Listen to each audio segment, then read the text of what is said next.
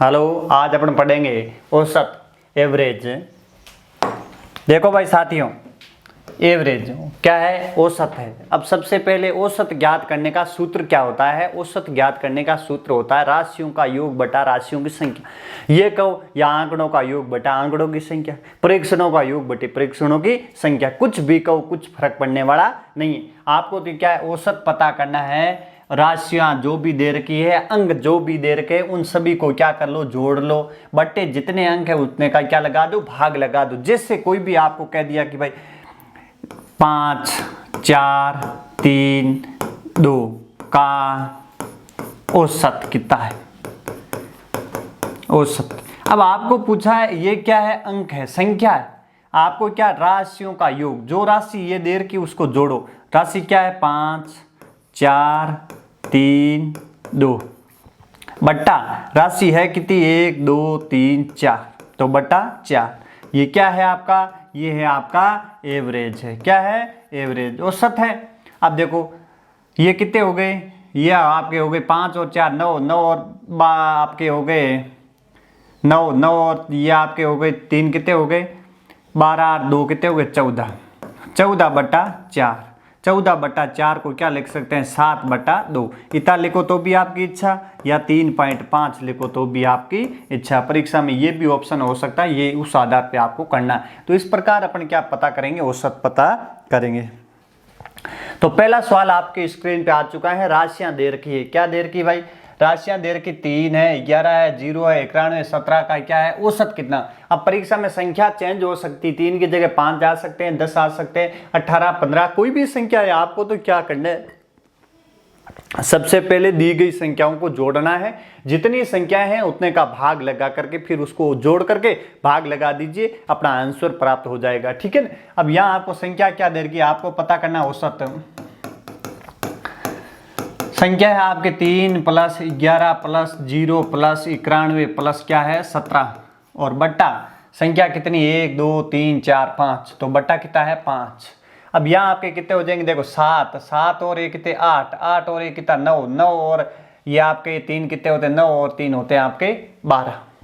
हासिल कितनी लगी, 1, 1 और 1 कितना हुआ 2, 2 और 9 कितने होते हैं 11, 11 और 1 कितना 12, बट्टा कितना है 5, बट्टा कितना है 5। अब परीक्षा में इतना आंसर है तो ठीक है, नहीं तो इसको आगे पढ़ो। 5 एकम 5, 5 दूनी 10, शेष कितने बचे 2, 5 चौक 20, 5 चौक 20, शेष बचे 2, 5 चौक 20, भाग टूट गया, पॉइंट लगे आपका। या तो परीक्षा में आंसर ये होगा या परीक्षा में आंसर ये होगा। ठीक है।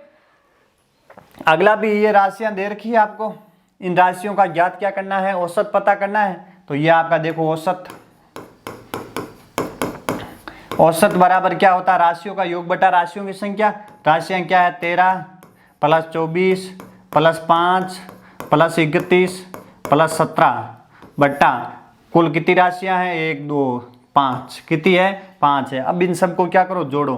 7 और 1 कितना होता है 8, 8 और 5 कितने 13, 13 और 4 कितने 17, 17 और 3 कितने होते हैं 20, 20 की हासिल कितनी लगी 2, 2 और 1 3, 3 और 3 6, 6 और 2 8, 8 और 1 कितने हो गए 9, बट्टा कितना है 5। अब भाग लगा दो, 5 एकम 5, शेष बचे 4, कितने हो जाएंगे 40, 8 पंजे 40। आपका आंसर ये क्या है, एवरेज है, औसत है। अगला आपको देर का है भाई प्रथम। अब जरूरी नहीं परीक्षा में पूछ लिया, प्रथम 5 अभाज्य संख्याओं का औसत कितना है, प्रथम 7 अभाज्य संख्याओं का औसत कितना है, प्रथम 11 अभाज्य संख्याओं का औसत कितना है, आपको ये ध्यान रखना है। तो आपको 10 अभाज्य संख्या पूछी है, उनका 10 अभाज्य संख्याओं का ज्ञात क्या करना है, औसत। अब देखो सबसे पहली अभाज्य संख्या वो होती है 2। ज्यादातर विद्यार्थी गलती कर देते, एक को अभाज्य संख्या मान लेते हैं साथियों। एक न तो अभाज्य संख्या है नहीं भाज्य संख्या। सबसे छोटी अभाज्य संख्या क्या है 2 है, और सबसे छोटी भाज्य संख्या क्या है 4 है। तो 2, 2 के बाद में क्या है 3, 3 के बाद में क्या है 5, 5 के बाद में क्या है 7, 7 के बाद में क्या है 11, 11 के बाद में क्या है 13, 13 के बाद में क्या है 17, 17 के बाद में क्या है 19, 19 के बाद में क्या है 23। आपको पता है 1 से लेकर के 25 तक अभाज्य संख्या कितनी होती, 9 होती। तो देखो 1, 2, 3, 4, 5, 6, 7, 8, 9, आपको कितनी संख्या का है 10। तो अगली संख्या अभाज्य संख्या क्या हो जाएगी आपकी 29 हो जाएगी। क्या हो जाएगी 29। और बट्टा कितना भाई, बट्टा है आपको 10। अब इन 10 संख्याओं को क्या करना, जोड़ना है। जोड़ना है तो 9 और 3 कितने होते हैं, 9 और 3 होते हैं 12, 12 और 9 कितने होते हैं, 12 और 9 होते हैं आपके 21, 21 और ये 28, 28 और ये 31, 31 और एक ये 32, 32 और ये आपको 39, 39 34, 34 और ये आपके क्या हो गए, 3 हो गए आपके 34 और 3 हो गए 37, 39, कितने हो गए 39। हासिल कितनी लगी, 3, 3 और 2 5, 5 और 2 कितने हो गए 7, 7 और 1 8, 8 और 1 9, 9 और 1 10, 10 और 1 11, 119 बटा कितना है 10, और 10 का भाग लगाओ, एक अंक के बाद में क्या लग जाए पॉइंट, 11 पॉइंट क्या है 9। अब जोड़ आप भी कर लेना, जोड़ आप भी करना, कोई कहीं जोड़ करने में कोई क्या हो सकती है, त्रुटि भी हो सकती है, तो जोड़ आप साथ साथ में करते रहना, ठीक है ना। करने की विधि ये आपको आनी चाहिए। अगला आपको क्या कहा भाई, 60 से 80 तक कुल अभाज्य संख्याएं कितनी हैं ये आपको पता करनी। 60 से 80 तक अभाज्य संख्याएं कितनी हैं आप लोगों को पता है, आपको पता है 1 से लेकर के 100 तक अभाज्य संख्याएं कितनी है, 1 से लेकर के 100 तक अभाज्य संख्याएं हैं आपकी। अब देखो आपको पूछा है 60 अभाज्य संख्या है नहीं, फिर 61 अभाज्य संख्या है, 62 अभाज्य संख्या नहीं है, 63 अभाज्य संख्या, फिर आपके 64 अभाज्य संख्या नहीं है, 65 अभाज्य संख्या नहीं है, 67 अभाज्य संख्या नहीं है, 67 देखो 67 अभाज्य संख्या है, 69 अभाज्य संख्या नहीं है, 17 अभाज्य संख्या नहीं है। अब आपको पता चल गई कि 60 से लेकर के 70 तक अभाज्य संख्या कितनी है, 3। कितनी है, 3। आपको कितने तक पूछा है, फिर 71 अभाज्य संख्या है, फिर 72 अभाज्य संख्या नहीं है, 73 अभाज्य संख्या है, 74 नहीं है, 75 नहीं है, 76 नहीं है, 77 नहीं है, 78 नहीं है, 79 ये आपकी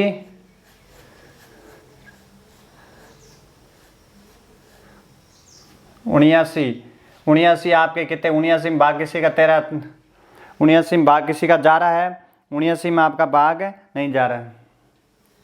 हाँ देखो साथियों ये 13 79 में भाग किसी का नहीं जा रहा है, या 3 नहीं, या आपका 63 में 3 का भाग जा रहा है, तो यह अभाज्य संख्या नहीं। तो अभाज्य संख्या आपकी कितनी हुई, ये आपकी 2 हुई, कितनी हुई 2 हुई, और यहाँ अभाज्य संख्या कितनी हो गई आपकी 2 और 1, ये आपकी 3 अभाज्य कितनी हो गई 3। तो 60 से लेकर के 80 तक अभाज्य संख्या कितनी है 5 है, कितनी है 5 है। और आपको क्या कहा है, अभाज्य संख्याओं का औसत कितना है, अभाज्य संख्याओं का औसत पूछा है। आपको परीक्षा में इतना लिखने की आवश्यकता नहीं, आपको तो याद रखना है 61 और 67, फिर है 71 73 और आपकी क्या है 79। अब देखो संख्या क्या है 61 67 71 73 और क्या है 79 बट्टा कितना भाई 5, बट्टा कितना है 5, क्योंकि 5 है अभाज्य संख्या। अब इन सभी की जोड़ करो, 9 और ये आपकी 3 कितने हो गए, 9 और 3 हो गए 12, 12 और 1 13, 13 20, 20 और 1 21, 21 के हासिल लगी कितनी 2, 2 और 9, 9 और ये आपके 16, 16 और ये आपके कितने हो गए 16 और 7 23, 23 और 29, 29 और ये आपके कितने हो गए 35, बट्टा कितना भाई बट्टा है 5, 7 पंजा 35, फिर 1 में भाग जाता नहीं, भाग टूट गया पॉइंट, फिर पॉइंट के बाद में उस संख्या के आगे 0 आएगा, कितने हो गए 10, 10 में कितनी बार गया 2 बार, तो आपका औसत कितना आएगा 70.2, कितना आएगा 70.2। अगला है आपका सवाल है, एक परीक्षा में 34 परीक्षा, एक विद्यार्थी 34 परीक्षाओं में क्रमशः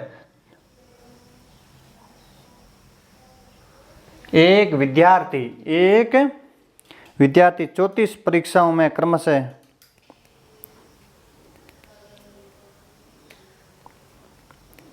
चौंतीस नहीं है, एक विद्यार्थी 3 परीक्षाओं में, एक विद्यार्थी 3 परीक्षाओं में क्रमशः आपको कितना अंक प्राप्त किया है 63 48 51 अंक प्राप्त करता है। बताओ उसने चौथी परीक्षा में कितने अंक प्राप्त करने पर सभी परीक्षाओं के प्राप्त अंकों का औसत कितना हो जाता है भाई 60 हो जाता है। कितना हो जाता है, इन 3 परीक्षाओं में तो इसने 63 48 51 अंक प्राप्त किए हैं, चौथी परीक्षा में वो विद्यार्थी कितना अंक प्राप्त करे कि उसका आपका क्या हो जाए औसत कितना हो जाए 60 हो जाए। अब चौथी परीक्षा में कितना अंक प्राप्त किया हमको पता नहीं, माना चौथी परीक्षा में x, माना चौथी परीक्षा में x अंक प्राप्त किए।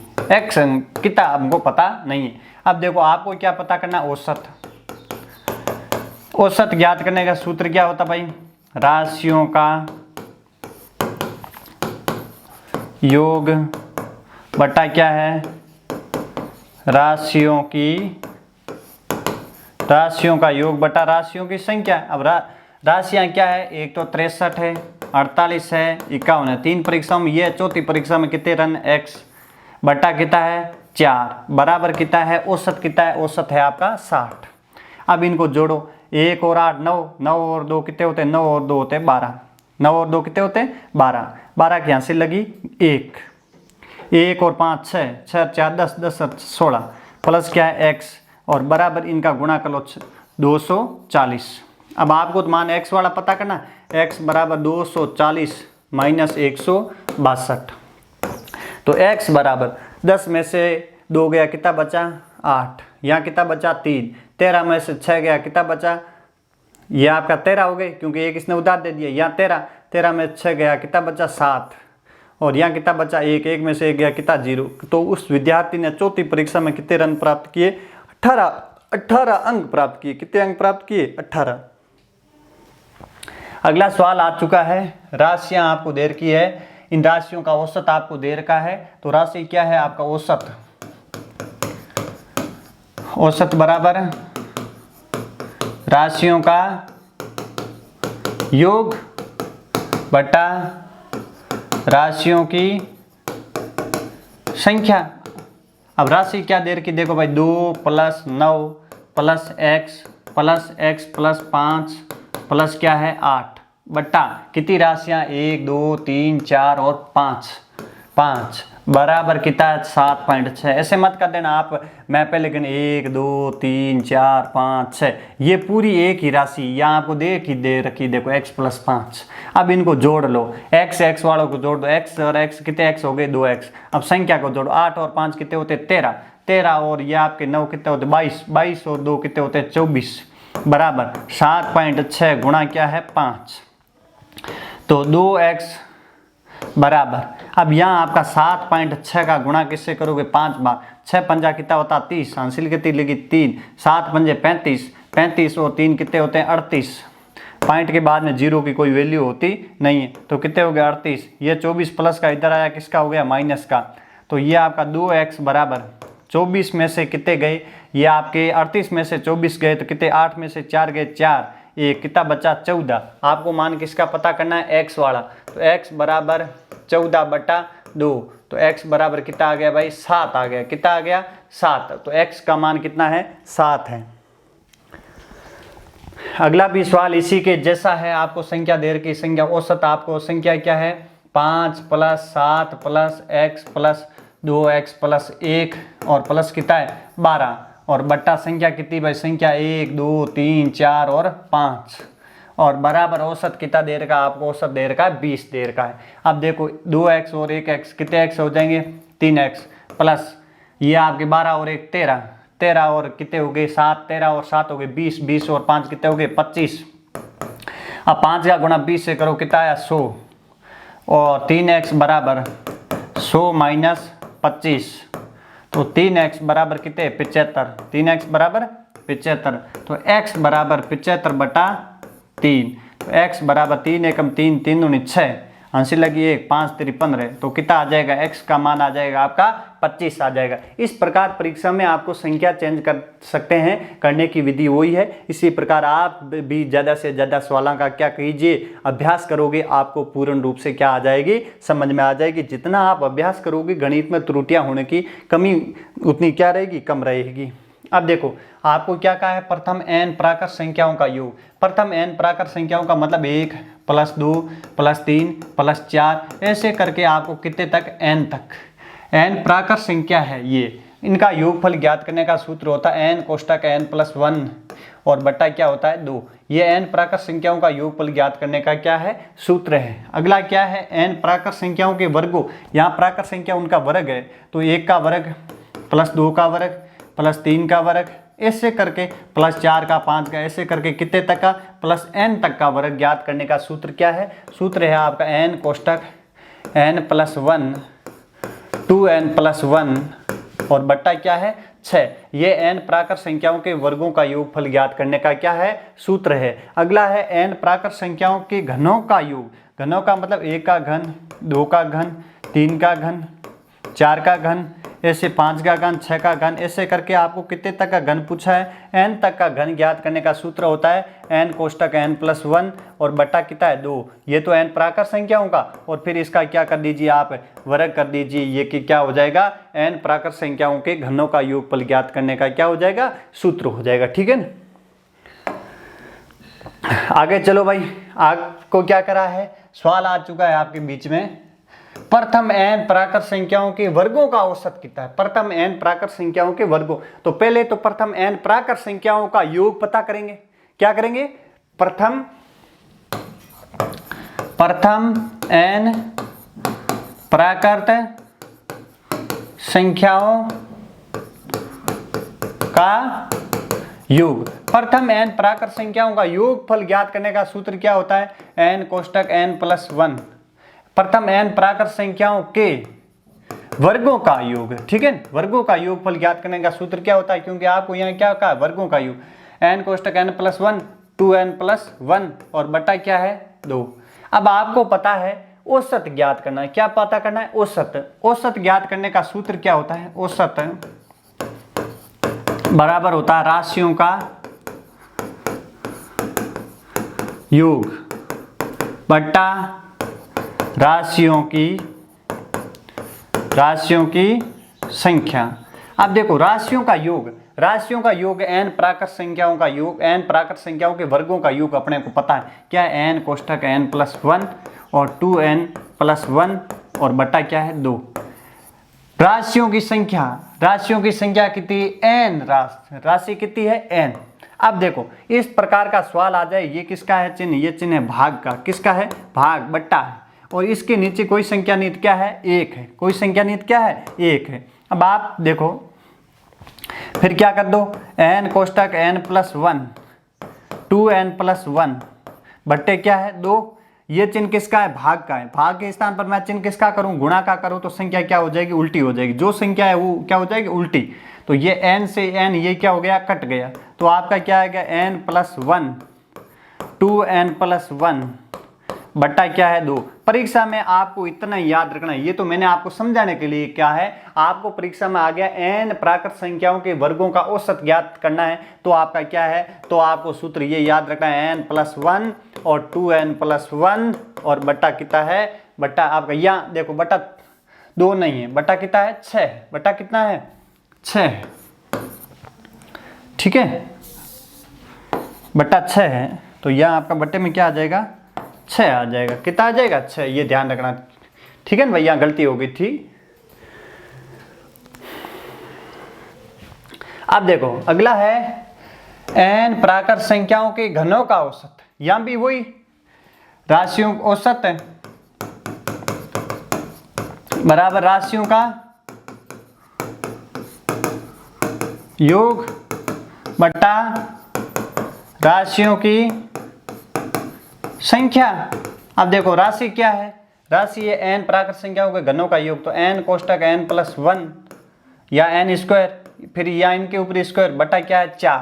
बट्टा क्या है? 4 और बट्टा वहाँ आपको लिखाया था n कोष्टक n+1 बट्टा 2 और इनका ऊपर होल स्क्वायर किया। तो ये होल स्क्वायर हटाओगे तो n के ऊपर स्क्वायर आ जाएगा और n+1 के ऊपर क्या आ जाएगा? स्क्वायर है। 2 का वर्ग कितना होता है? 4। ये रूप लिख सकते हैं। ठीक है, और बट्टा क्या है? n। अभी आपको ज़्यादा कहने की आवश्यकता नहीं, क्योंकि ये आपकी संख्या इन संख्याओं का आपस में क्या हो जाएगा? गुणा।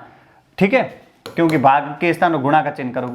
तो n स्क्वायर n+1 का होल स्क्वायर बट्टा क्या है? 4n। तो 1n से 1n कट जाएगा, 2n है तो पीछे n कितना रहेगा? 1। तो यहाँ आपका क्या हो जाएगा? सूत्र क्या हो जाएगा? n कोष्टक n+1 का होल स्क्वायर बट्टा क्या हो जाएगा? 4। ये किसका है? n प्राकृत संख्याओं के घनों का योग। और वहाँ आपका दूसरे वाला क्या है? n+1 वर्गों का n+1 2n+1 और बट्टा कितना है? 6। बट्टा कितना है? 6। अगला भाई अगला है n प्राकृत संख्याओं का औसत। n प्राकृत संख्याओं का योगफल ज्ञात करने का सूत्र क्या होता है? n कोष्टक n प्लस 1 और बटा क्या है 2। ये n प्राकृत संख्याओं का योग है। और पदों की संख्या आपको राशियों का योग बटा राशियों की संख्या। संख्या कितनी है? n है। राशियों की संख्या कितनी है? संख्या आपकी n है। तो आपका क्या हो जाएगा औसत? n कोष्टक n प्लस 1 बटा 2 और बटा क्या है n। आपको पता है इन दोनों का आपस में क्या हो जाएगा? गुणा हो जाएगा। क्या हो जाएगा? गुणा। तो n कोष्टक n प्लस 1 बटा 2 और गुणा क्या है n, क्योंकि आपको इसके नीचे कोई संख्या नहीं थी, एक उल्टा हो जाएगा तो एक का ऊपर गुणा करो, मान में कोई बदलाव आता नहीं। तो ये आपका कट गया। तो क्या आया? n प्लस 1 बट्टा 2। आपको परीक्षा में इतना याद रखना, n प्राकृत संख्याओं के वर्ग, n प्राकृत संख्याओं का औसत, n प्राकृत संख्याओं का औसत क्या होगा? n प्लस 1 बट्टा 2।